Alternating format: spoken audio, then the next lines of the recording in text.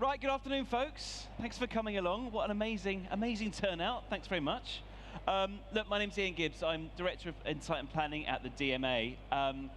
If you're not familiar with the DMA, we are the Data and Marketing Association UK. We are here. Lots of people with their headsets on, taking them off. Not quite sure what the best answer is.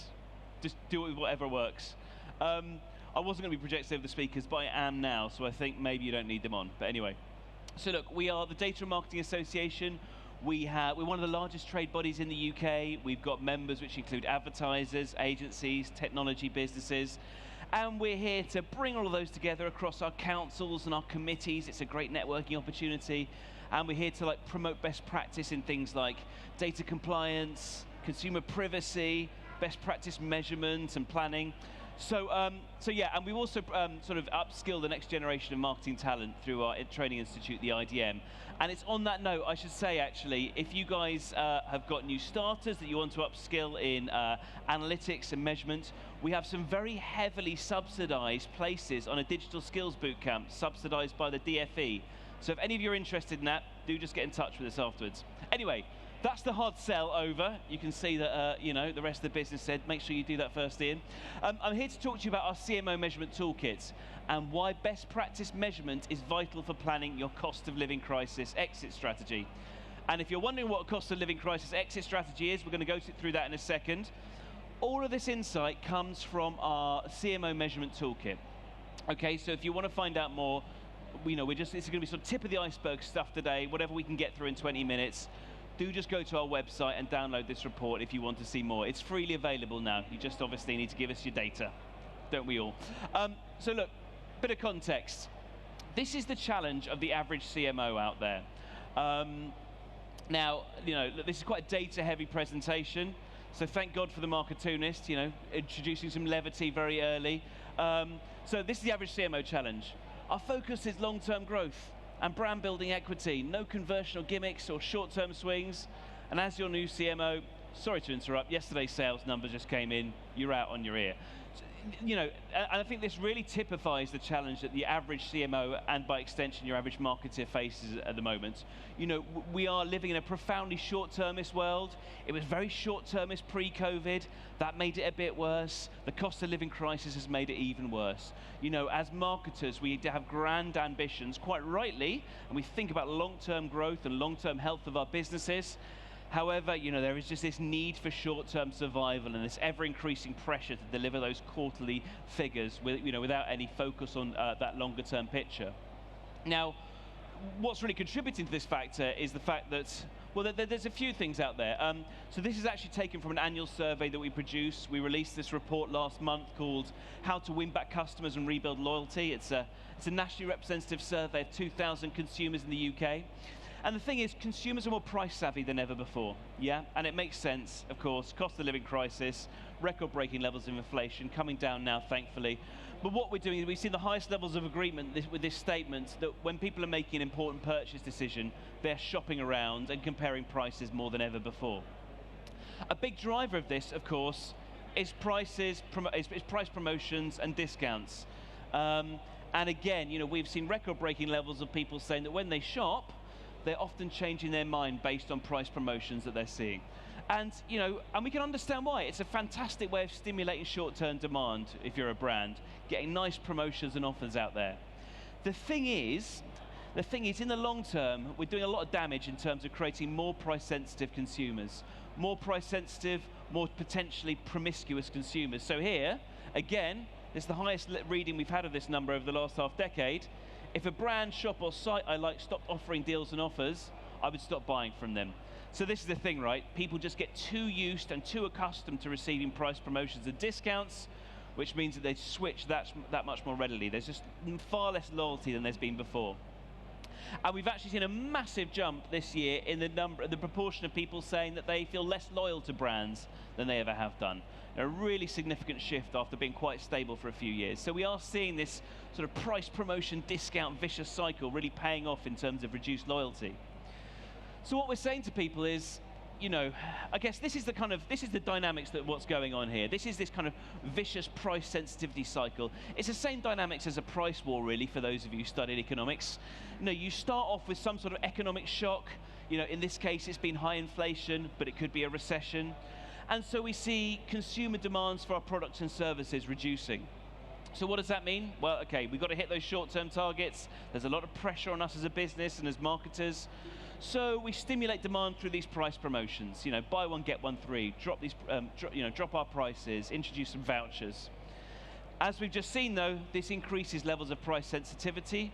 So what happens when a competitor introduces a new promotion or drops their prices?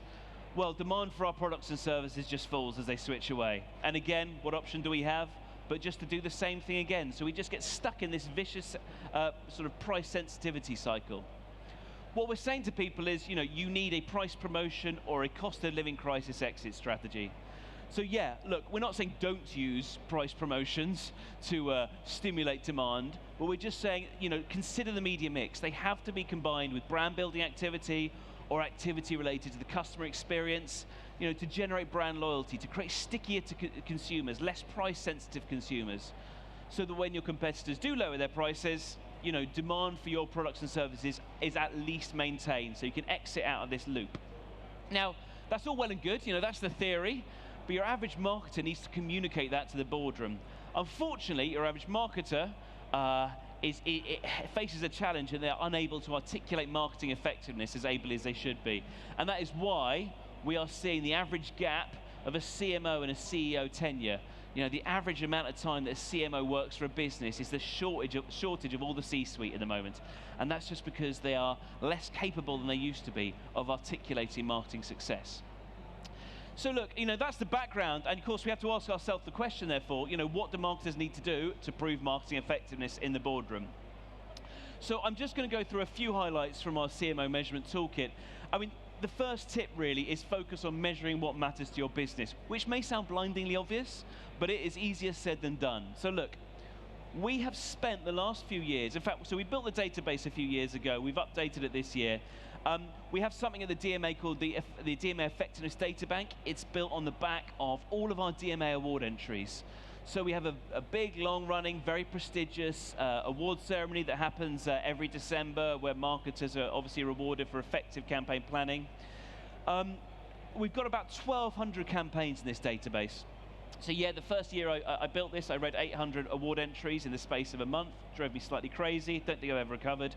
But anyway, we have this data bank, and it tells us not only about the evolution of effectiveness, but it also tells us how people are measuring effectiveness. And so, within our database, there's this section where award entrants get to tell us how effective the campaign is.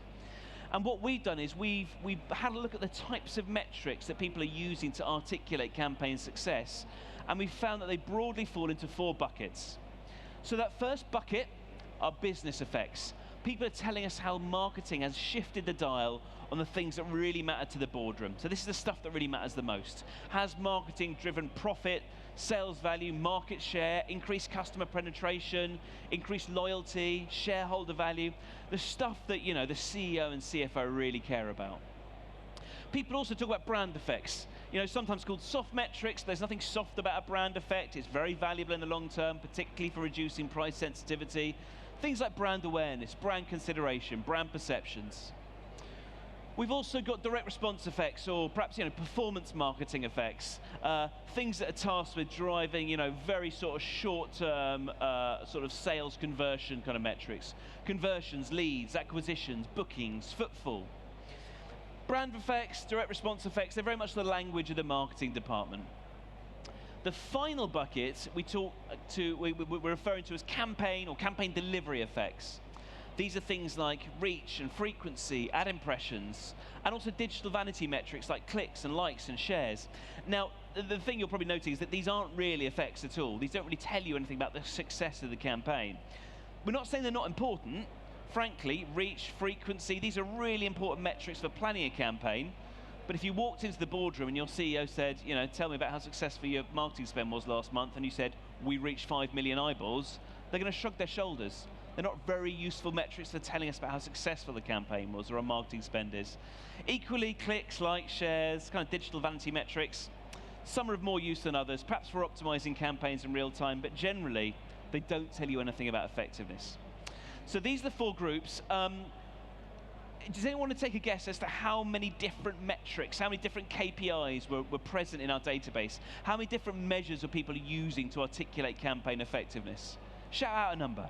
Anyone? Anyone?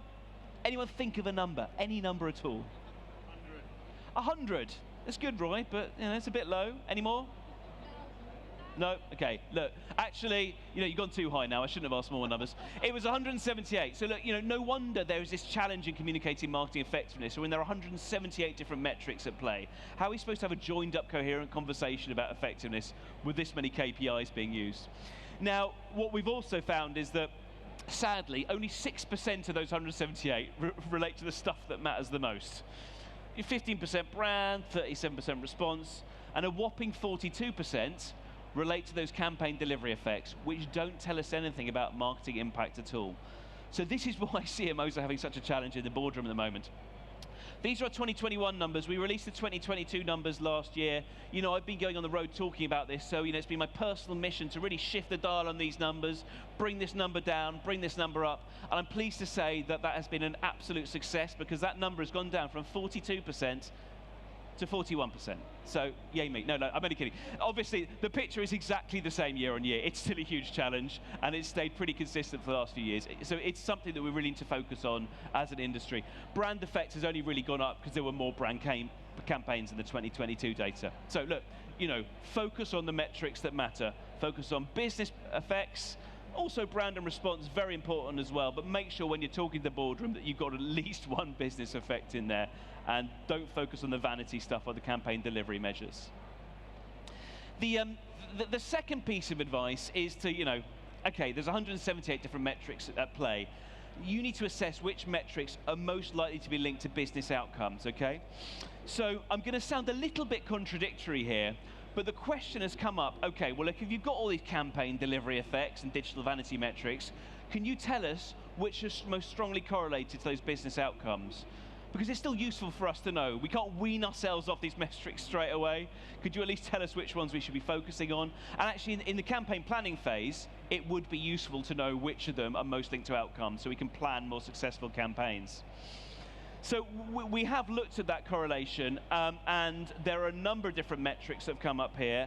I just want to caution how you should interpret this, okay? And just wait until the next slide. Yes, email open rate growth is found to be very linked to business outcomes. We're not saying get all of your marketing budget and shove it all into the email marketing channel and make sure everyone opens your emails and you'll be an unrivaled success. We're just saying for those who focus on this as an important KPI, it really worked for them. Although I'm sure if you're any email marketers here, that's exactly what you want to hear. Moreover, you've got this color coding. Really, there are three groups of like campaign delivery effects, which are mostly linked to business outcomes. And those are metrics linked to campaign volume, and that's where mail volumes come in, TV impacts, target audience reach. And this is where effectiveness is achieved through, I suppose, scale and share of voice and making sure you are reaching as many people as humanly possible within your buyer segment. If any of you have read Byron Sharp's How Brands Grow, this is kind of his world about how marketing works. Some of these metrics refer to efficiency as well. So obviously, effectiveness here is achieved through reduced costs, which obviously enables you to amplify your profit margins and improve ROI. So that's why we see the link to business outcomes there. And then you've got metrics relates to ad engagement. This is where we're seeing these open rates and click-through rate growth. This is, effectiveness achieved by reducing, I suppose, friction between consumers and the creative and the messaging. So, it's broadly these three buckets of campaign delivery effects which are most linked to business outcomes, but you have to figure out what matters for your business when you're developing your measurement frameworks. We can look at the brand effects most linked as well. Those brands which are recording a growth in Net Promoter Score are recording the biggest business outcomes. NPS, I think sometimes there's a lot of debate over how useful it is, but frankly in our data, it is proven to be a good leading indicator.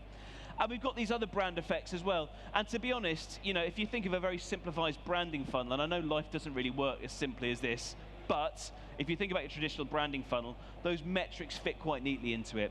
You need to get people to be able to recall your ad. There has to be some nice cut through. You obviously want them to understand the creative and the messaging, have good positive sentiment towards you as a result, purchase intent, and then hopefully if everything goes well, people will then advocate your brand afterwards. So these are the brand metrics we found are most linked to business outcomes. And then finally, these are kind of your performance marketing metrics. These are the ones that we found are really heavily linked. The ones in green, I would say, have a strong retention marketing flavor. And it kind of doesn't surprise me at the moment, because of course, as we've seen from the earlier slides, loyalty is on the decline. A lot of brands have a lot of lapsed customers out there who switch to other brands for no other reason than price during the cost of living crisis. Big focus on the retention at the moment, things like retention rate improvements, ARPU, average order value.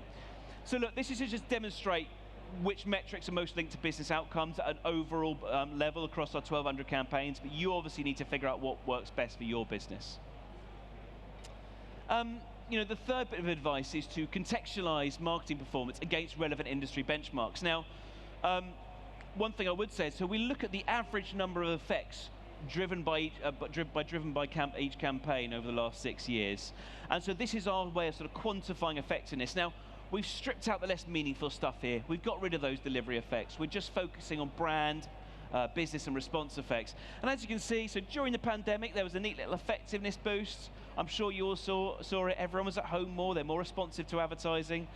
The problem was the following year, response or effectiveness sort of dropped off a cliff to lower than pre-pandemic levels, and it stayed that way in 2022. So there's a real challenge in terms of driving campaign effectiveness at the moment. When you're looking at your campaign outcomes, this is the backdrop, this is the context against which you should consider it. If we actually sort of start to partition down where that's coming from, a lot of the decline is coming from response effects.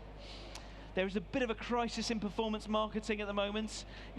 Quite frankly, consumers with stretched wallets, it's harder and harder to sweat more and more sales out of them. There is only a finite amount of response they can possibly give you when their wallets are stretched.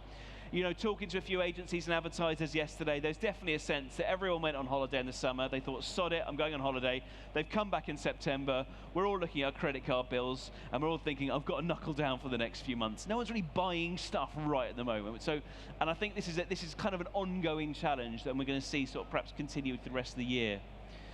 And we've seen business effects decline as a result. One area of hope, though, is for those that have invested in brand building, which is the minority of activity, but those who have invested in brand building, we are seeing increased effectiveness over the last few years. Those who are doing it well. They've recognized that actually brand building enables us to create emotional connections between consumers and businesses. And frankly, if they're not responding to us, we might as well focus on the future and think about how we can actually create those emotional connections as part of our cost of living crisis exit strategy. We also need to contextualize performance against relevant industry sectors, and it really does vary, that picture. I mean, retail, online retail, they are, I suppose, the most effective at driving those immediate response effects. It makes sense given the game that they play in. FMCG brands, well, really, because they're quite disintermediated from that final purchase, because it all goes through retailers, what can they do but focus on brand building, and make sure that people have good mental availability for their brands when they're in when they're in retail or online retail outlets. So look, it really does depend what category you work in, the sort of amount of business response and brand effects that you'd expect to see. So do contextualize your performance accordingly when talking to the board. And on to my final point, the final bit of advice, which is, if I can get my clicker to work, and it kind of links to this last point, when current demand is scarce, stimulate future demand through brand building. And I realize this is a really easy thing for me to say, not as a budget holder. Let's all advertise through a recession. Obviously, the advice is much more nuanced than that, but it is something that we're seeing time and again. I mean, we are seeing an increased amount of brand activity in our data bank as the years have gone on. It was only 16% in 2017. It's 35% in 2022. 35% of the campaigns in our data bank are brand. So you could say, well, look, perhaps you're just seeing brand effectiveness improve just because you've got more brand campaigns in there. But that's not necessarily the case. If we drill down to campaigns which purely have a brand objective or have a brand or dual brand and response objective, we can see that there have been significant increases in the number of brand effects they're driving. So again, for those who are investing in brand building, they're doing it better than ever before. However, with all this short-term pressure, it's still a bit of a minority activity, sadly. But we do need to think about those long-term plans. And this is what's going to help us get out of our cost of living crisis. Again, let's not let's not completely throw away vouchers and discounts and price promotions, but let's combine them with brand building to make sure that once we've got people in the door, they will remain more loyal to us. They have some sort of emotional connection to us. And the final point I wanted to make is, obviously a lot of brand campaigns, they take advantage of the power of creativity. And we can see here that when judges on our awards have deemed a campaign to be highly creative, we can see that those campaigns tend to be 17% more effective than those which are less effective. Now, this really holds true in the brand building space. Creativity has been really used to sort of create those emotional connections with consumers. Where it's not being used is in the performance marketing space. There's a real crisis in creativity in performance marketing. And frankly, if you're one of those kind of old school integrated agencies, your Ogilvy's of the world, which used to be the home of like response and creativity, you'd look at this and go, what the hell's happening? But there is a sense that, frankly, particularly in the digital world, that performance marketing is just at the whims of increasingly, I suppose, data-driven algorithms which are focused on audience rather than creative. If we do want to arrest that decline in performance marketing effectiveness, we need to focus on creativity. So look, guys, that's my final thought. So these are the 5 essential tips. Focus on measuring what matters. Focus on those brand, response, and business effects. Try and steer away from those campaign delivery effects. They help you plan a campaign, but don't help you tell how effective it is in the boardroom. Assess which metrics are linked to business outcomes. Work out what works best for yourself. We've told you what works best at an industry level, but do figure out what works best for your category. Contextualize marketing performance against benchmarks. It is harder to drive an effective campaign at the moment than it was a few years ago, particularly in the performance marketing world. As we've seen, when current demand is scarce, stimulate future demand through brand building. Cut off the label there, but that's the important piece. And look, rediscover the lost art of creativity, and that's an absolutely essential one if we want to drive performance marketing effectiveness. So guys, that's it from me. Absolutely whistle-top tour through our report. Please go and download it. I think we've got time for a few questions, if there are any.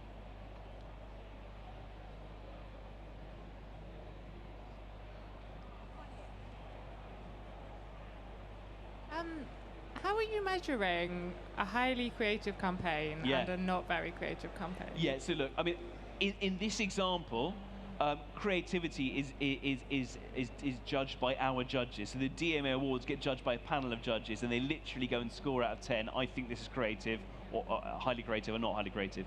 I'm not necessarily saying that's the way that you should measure creativity, because that's obviously not practical to get the DMA award judges into your building. But it's about looking at consumer response, consumer surveys, brand tracking, and figuring out what works best there. And there's great companies out there like, System One, On-Device Research, Kantar, which do that sort of thing. Any more questions? Okay. Well, look, thanks for your time, guys. Cheers.